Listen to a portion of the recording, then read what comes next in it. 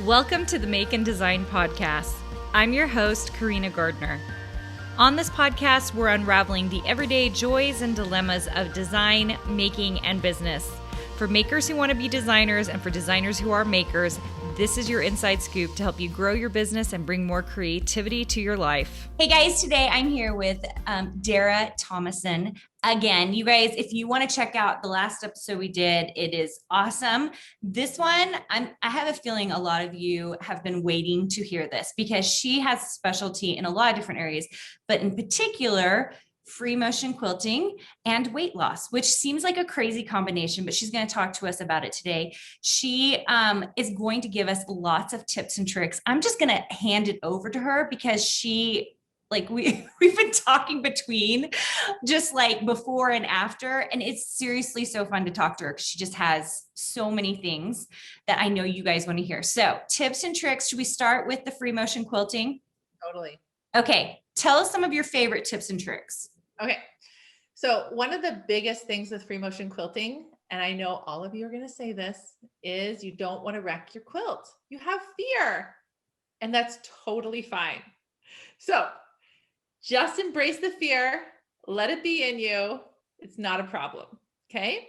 So one of the things to think about is the first thing is whenever I see a quilt, I say, what is the purpose of this quilt? So now I know, okay, so, because you know what, there's nothing wrong with a walking foot. And in fact, pretty much all sewing machines come with walking feet. I don't know if it's feet or foot. Walking. As soon as you said it, I was like, oh, is it foot or is it feet? Walking foots. And so you can just do that, okay? There's nothing wrong with stitch in the ditch, and some quilts, utilitarian, not a problem. So decide what the purpose of the quilt is. And so that's one thing I always ask myself and ask my clients to think about, what is the purpose of it? Okay. Second of all, you've never done this skill before. So anytime you're going to learn a new skill, you have to start with the basics, and you have to give yourself a lot of permission to just learn how to do it. Okay. And so I do have some books out there that are really helpful. I have a beginner free motion quilting guide and book, and it gives you actually workouts that you can do to build your stamina. So just like anytime you learn anything new, like cooking or whatever it is, quilting, you're going to learn from the basics. So that's one thing to remember. The next thing to do is to remember is just like when we learn to drive, we created muscle memory and we have foundational information. So we just can stay with the basics. Like, this is what we need to do, and this is how we're going to create our muscle memory. And so this is what I have done. And I actually have boxes of U-Haul paper in my closet. And every time I taught a class, this is what I would do. I would give you a giant piece of U-Haul paper. Is that like thick butcher paper? Like, what is that? It's like, paper. You know, when you pack your plates and your glasses, it's just that kind of newspaper print. That's basically what it is. And I would just give myself permission to draw. And so you can fold it up into sixes, and then you just get a clipboard and you can watch a movie and you can just draw. And you're drawing with your hand though, right? You're not doing it with your sewing machine yet. You're doing with a pen. And I actually recommend you using a fine tip pen. Even if you, trust me, I've tried all the different pens. And I find that a nice fine tip pen with a little bit of so when you first start, even using a Crayola, like a regular, grade 1, grade 2 kind of marker is a good idea. The thicker the tip, the easier it is on your hand. It doesn't have so much pressure on your hand. And then you can just draw. And the biggest thing is, don't lift up your hand. So you're just practicing having motion, doing designs, and they don't have to be beautiful, but you're just teaching your brain that you are going to just do a continuous line.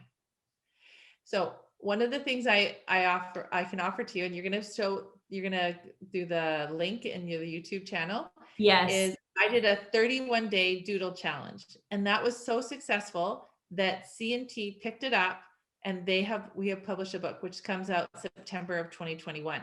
Okay, so you guys, I am going to put this link so that you have it. I'm going to put it into the podcast notes for you. Okay. Right. And so there's 31 days. I'm just talking to you and you could do it. It's actually almost everything that's in the book, but the book is just so much nicer to just give you more support because there's lots of tips and tricks and different things. And then there's also a workbook that also goes along with it. So there's 2 books. But that is something I want to encourage all of you to do. It's very easy. You don't have to unpick anything. For those of you who suffer from a bit of perfection, it's not a problem. We can just recycle that paper. You can use it to start a fire. If the drawing was that bad, use it to do the fire. Otherwise, just recycle it. Fine. It's fine.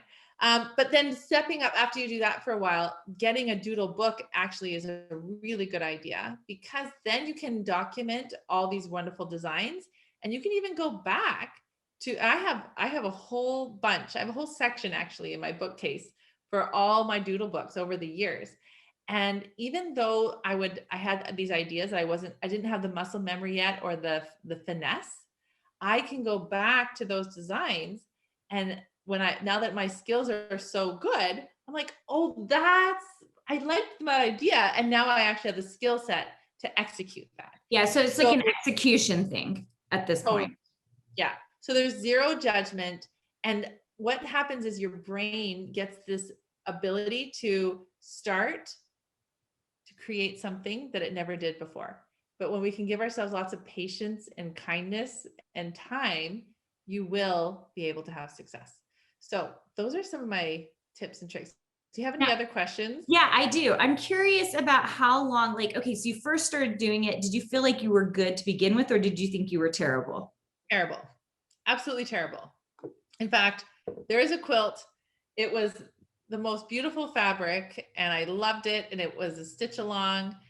And I was a queen size on my domestic. I used the wrong thread. I used serger thread. I thought, oh, serger thread, that's really inexpensive. So I didn't know about tension. I didn't know about any of that. I trying to do something pretty and flowy. It's awful. But I made that for my daughter when she was 6 and she is almost 17. And there's been several times where I have wanted to get out a stitch ripper and unpick the whole thing. Unpick a whole queen quilt? I was going to do that several times, but we have to start somewhere and we have to celebrate ourselves all along the way. And so you just got to give yourself permission. And if you are really worried about it, just go and do a whole bunch of charity quilts. That's a good idea. Or some people get offended when I say that because they think charity quilts, but truly, so if you really, one of the things I say to my clients, all my students, I say, go to your stash with all the ugliest fabric. You're like, I don't know why I bought that fabric. Or which happens often to me is someone has died in their family or they're downsizing and they bring me all their old fabric that I would never have chosen. But I make quilt sandwiches and I practice and practice. And then you can just serge the edges of those quilt sandwiches. Usually like a 20-inch square is a really good idea. So that's like, half of the width of the fabric. And then you can donate them to the SPCA. The SPCA, tell me about that. What's that? That's like a dog shelter. Oh, that's awesome. We call them SPCAs in Canada. So, and then you feel like you're a really good human. You've used up all that old batting that's just been laying around, and you used up all this ugly fabric that I also have done this with sheets in my linen closet. Okay. Out sheets that I'm like, why do we have these sheets? We don't have beds that fit these sheets, or they're outdated or whatever. And then I just cut them up, and that's another. Okay, that's an amazing tip. And I'd never even thought of it because the dogs don't care how you machine quilt it. They're not going to be picky. They're going to be happy that there's like a soft little quilt there. Okay, that is an amazing tip. Okay, so let's move on to the weight loss, which seems like a funny, okay, seriously, I had to know this. I didn't even really know this part of Dara's story, but this overlap, I think is amazing. Like seriously, the quilting piece plus the weight loss piece. So tell us how you got into it. Okay, first of all. Second of all, then tell us some of your tips and tricks for it. Right. So we had to move. I wasn't very happy. In the past, I would lose weight, gain weight, lose weight, gain weight, and I had 5 babies and all the story, et cetera, et cetera. But I also had an injury. I had a bursitis in my hip, so I couldn't run like I used to. And I just felt like everything was going against me, and I was in a really bad headspace. And I felt like premenopause, all of that, I couldn't lose weight. I felt like I was really, really stuck. And when I met this life coach, she helped me with the tools to see what's going on in my brain. And so when I could start getting honest with myself and learn these tools, I was able to lose 30 pounds in a matter of, so it was like August 2018 to like May of 2019. And I was so proud of myself. I had lost 30 pounds. I felt so good. I was above what I had been when I got married, but I thought, you know what? It's fine. This is amazing weight. And then what happened was I kept using the tools and I didn't feel like I needed to lose any more weight. And then by December, I'd lost another 20 pounds. Oh my gosh. And I was like less than I was when I got married. And I couldn't believe it, because the thing was, I realized that I was just loving myself. I didn't have all these expectations on myself. I wasn't beating myself up. I didn't have all this negative thought. And so I had so much more energy to be creative and to build businesses and travel and teach people quilting and to help people lose. I started a weight loss thing for quilters, and I was just having so much fun. And every time I stepped on the scale, I was like, oh my goodness, I just keep losing more weight because I was just focusing on loving this beautiful body that we have. And so one of the things that I want to share with you all is that if you don't like something, like let's say you have a really old junky sewing machine, and do you take very good care of that old junky sewing machine? I don't. Oh, you're like, So like if it has a problem, you might be mean to it, or you don't dust it off, and you maybe not take it in to get it cleaned or whatever. You definitely don't put it in a seat belt when you transport it. You're like, I'll just, chuck it. So if we have all these really terrible thoughts about our body and we have this really negative relationship, we're not going to treat it very well. And so of course it just gets worse and worse. But the problem is if we don't understand how that sewing machine works, if you don't understand weight loss and you feel really overwhelmed with it and it just feels really complicated. And I actually thought you had to hire a personal trainer and you had to spend hours in the gym every day. And I had to get a chef, and I had to take my blood work all the time and have doctors and specialists look at me. And I really just felt like it was just totally out of my control. But weight loss science is simple. Emotions are not a problem. They're actually the key to the universe. And we can just create a future version of ourselves. Just it's like a skill, just like learning to make a half square triangle. It's really not that hard. So that is why I started the weight loss and I just love quilters, and all my people are quilters.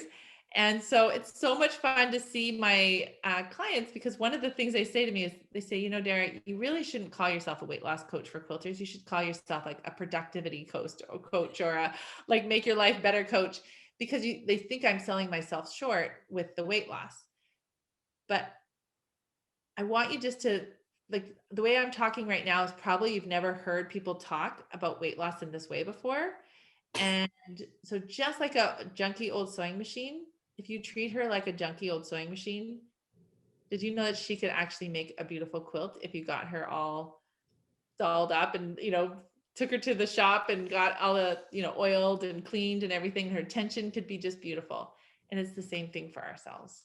Yeah, I love that. So, so awesome. You guys, I hope that you're listening and really feeling what Dara has to say, because it really is true. It's the same for our businesses, as our bodies, as our sewing. I think it really reflects a lot about what's going on in our lives. Okay, Dara, if people want to find you and want to learn more about any of the things that you're doing, all the tips and tricks for motion quilting, all the tips and tricks for weight loss or productivity, where can they find you?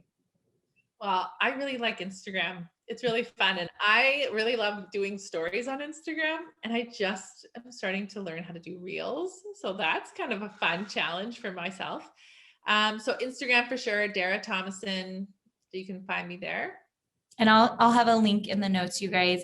Kate, I'm so glad you came. I'm so glad I got to talk to you. This is like a little bit of selfishness on my own part because we haven't connected for a while. So this was really fun.